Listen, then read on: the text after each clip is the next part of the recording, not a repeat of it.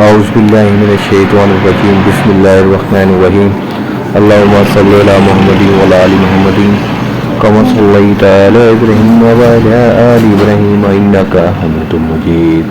اللہم بارک علی محمد وعلی آل محمد کما بارکت علی ابراہیم وعلی آل ابراہیم انک حمید مجید۔ اللہ تعالیٰ قرآن پاک کی سورۃ نمبر 5 سورۃ مائدہ کی آیات 59 اور 60 میں ارشاد فرماتے ہیں، تلاوت ہے: قل یا اہل الکتاب هل تنقمون منا الا ان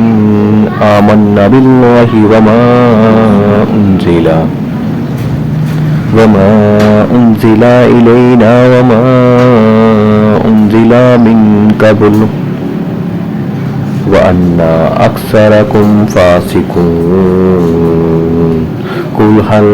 أُنَبِّئُكُمْ بِشَرٍّ مِّن ذَلِكَ مَثُوبَةً عِندَ اللَّهِ مَن لَّعَنَهُ اللَّهُ وَغَضِبَ عَلَيْهِ وَجَعَلَ مِنْهُمُ الْقِرَدَةَ وَالْخَنَازِيرَ وَعَبَدَ الطَّاغُوتَ اولئک شر مکانا وَأَضَلُّ عَن سَوَاءِ السَّبِیل۔ ترجمہ: آپ کہہ دیجئے یہودیوں نصرانیوں، تم ہم سے صرف اس وجہ سے دشمنیاں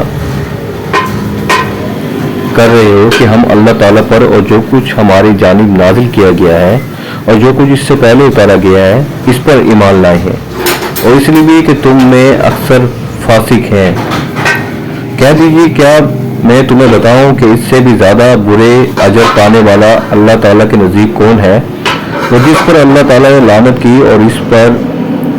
وہ غصہ ہو، اور ان میں سے بعض کو بندر اور سور بنا دیا، اور جنہیں معبود اور ان باطل کی پرستش کی، یہی لوگ بدتر درجے والے ہیں اور یہی راہ راست سے بہت زیادہ بھٹکنے والے ہیں۔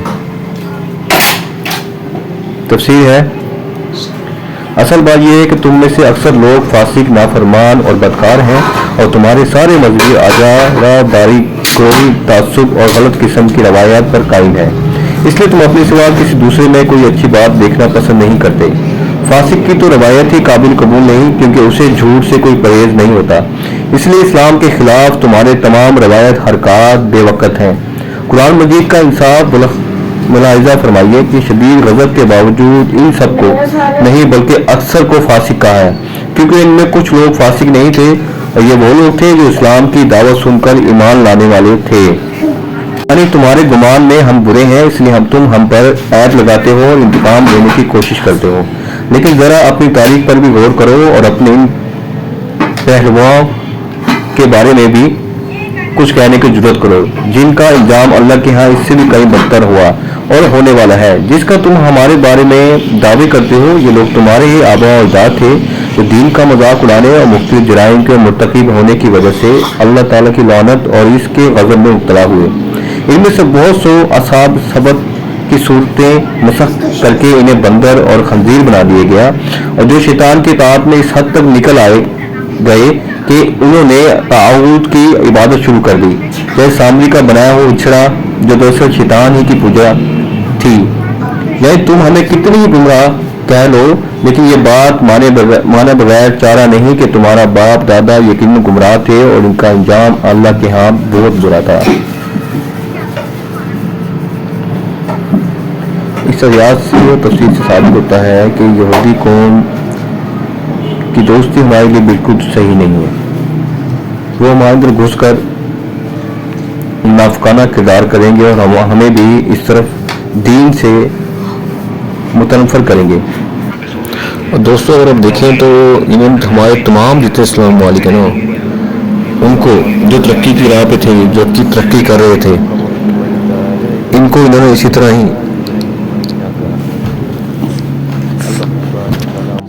جس طرح انہوں نے عراق کے ساتھ کیا، کیمیکل کا بہانہ اختیار کا بہانہ بنا کر ان پہ میزائل داغے، اس کو نیست نابود کر دیا، اس کی پوری عوام کو، بچوں کو کس طریقے سے مارا اس نے، اور ابھی تک وہاں یہی حال ہو رہا ہے۔ اور ہم جب دوسرے مسلم ممالک کو دیکھ رہے تھے ان کو کیا کر رہے ہیں، چپ کر کے دیکھتے رہے، جو کوئی بولتا تھا اسے ڈالر دے دیتے تھے، ٹھیک ہے، بلکہ دوسرے مسلم ممالک نے ان کا ساتھ دیا اس معاملے میں، افسوس کی بات ہے۔ اسی طرح انہوں نے پھر افغانستان کے ساتھ ایسا ہی کیا، ٹھیک ہے،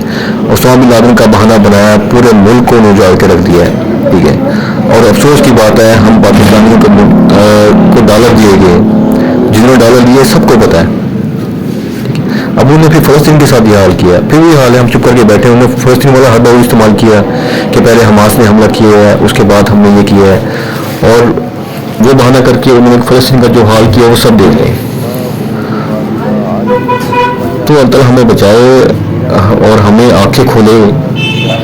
ہم اس کو سوچتے سمجھتے دیکھتے ہوئے بھی ہم چپ کر کے بیٹھے ہوئے ہیں، ہم نے کبوتر کی طرح آنکھیں بند کر لی ہے کہ ہمارے ساتھ کچھ نہیں ہوا، ایسا نہیں ہوا۔ اگر ہم ایسے ہی رہے، اسی روش پہ چلتے رہے تو اس کے بعد باری ہماری بھی ہے،